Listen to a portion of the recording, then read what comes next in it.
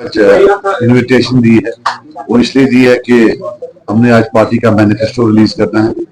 तो आज हमारे लीडर्स कुछ तो फॉर्म भर रहे हैं, कुछ कैंपेनिंग में हैं, तो इसलिए मैं अपने स्पोक्समैन के साथ अकेली यहाँ आकर आपके सामने रिलीज करूंगा। तो ये हमारी जो है आप के मौजूद से गाजियाबाद का है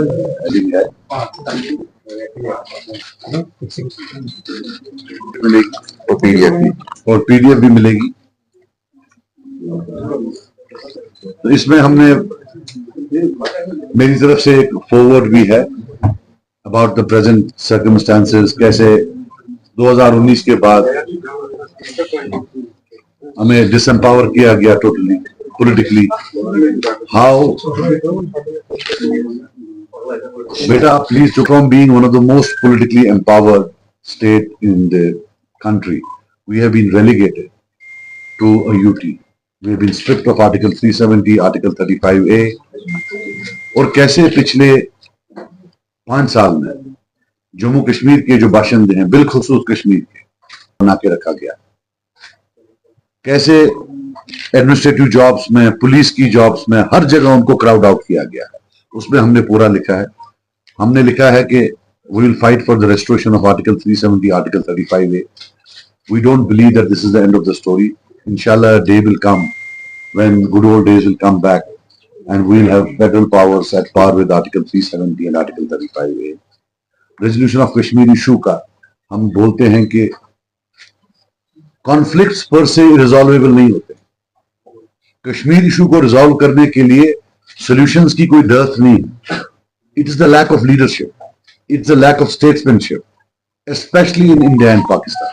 The day 2 statesmen sit in India, in Islamabad and in New Delhi, they will resolve it. जब तक लीडरशिप नहीं होगी, रिजॉल्व नहीं होगी। हमारा जो ये 70 साल कर्ज है, जिसका सबसे बड़ा जो इंपैक्ट है, नेगेटिव इंपैक्ट कश्मीरीज पर, ये लैक ऑफ लीडरशिप की तरफ। So this is the resolution which we resolve and we will try to present in the assembly. Then another resolution will be probe into rigging of 1987 elections. हमारा ये कोई, it is not our intention to make 87 an election issue. मगर 87 की rigging के बाद violence I, और जितने भी पॉलिटिकल प्रिजनर्स आज हैं, चाहे कोई भी, चाहे किसी को उम्र कैद लगी हो और सरकार फिर फांसी की सजा के लिए कोर्ट के पास गई हो, या जो बाकी हैं 35 साल, 40 साल, 42 साल, अनएंडिंग जेल टर्म्स, और ये हंड्रेड्स ऑफ देम, जब तक इसमें एक जुडिशियल कमीशन ना बैठे और जब तक ये पूरा प्रूव ना किया जाए, या जब तक वो कमीशन की फाइंडिंग्स में ये पता ना चले कि कैसे 87 is the root cause of all this, तब तक सरकार शायद कोई ह्यूमैनिटेरियन व्यू नहीं ले सकती। So we can't totally forget about a huge section of people who are rotting in jails. फिर ये जो पिछले इलेक्शन में मैंने कैंपेन इशू बनाया था, आज भी बनाएंगे, कि कैसे अगर पूरे बड़े खानदान में किसी एक इंसान ने कभी अलहदगी की पसंद थॉट नरिश किया हो, कैसे उनके पूरे खानदान को ब्लैकलिस्ट किया जाता है, और जो पुलिस वेरिफिकेशन सर्टिफिकेट्स है वो एडवर्स दी जाती है। पहले तो था, पहले आयामों में पासपोर्ट डिनाई करते थे, अब अगर प्रमोशन है उसमें भी माना जाता है। And we believe that getting police certificate for everything, promotion है तो पुलिस वेरिफिकेशन सर्टिफिकेट लाओ, नौकरी है तो पुलिस वेरिफिकेशन सर्टिफिकेट लाओ, बाकी जगह तो मुल्क में है नहीं। How can you specifically target Kashmir? और इसमें जितना भी इंपैक्ट पड़ता है कश्मीर में, जम्मू में तो कोई एडवर्स आती नहीं है। फिर जो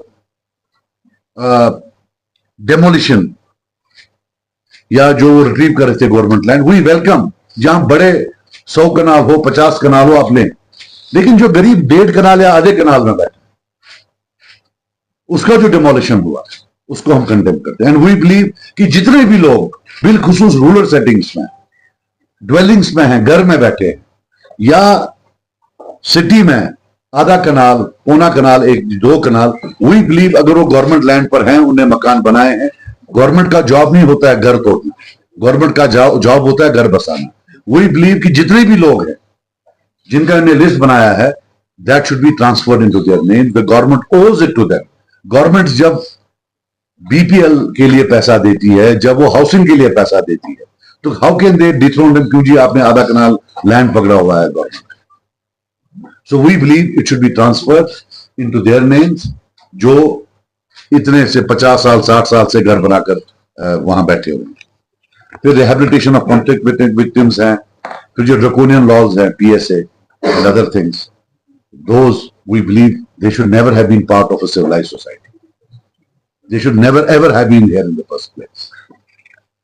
और जो हर फॉर्म ऑफ डिसेंट को क्रिमिनलाइज किया गया, we believe that that needs to be decriminalized. और return of Kashmiri Pandits, we believe an enabling environment should be made for them to honorably return with dignity and resume their places in their homeland. Reintegration, जो जिन लोगों ने बंदूकें उठाई थी या जिन्होंने system को चैलेंज किया था, you can't punish them for all their lives. There is a limit to punishment. There is a concept of reintegration.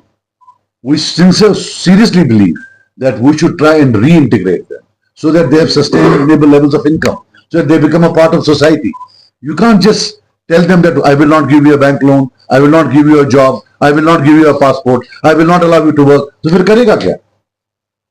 What will they do? And these are thousands of people, and nobody is talking about them. So we believe that the concept of reintegration of these combatants into the civil life, the government will have to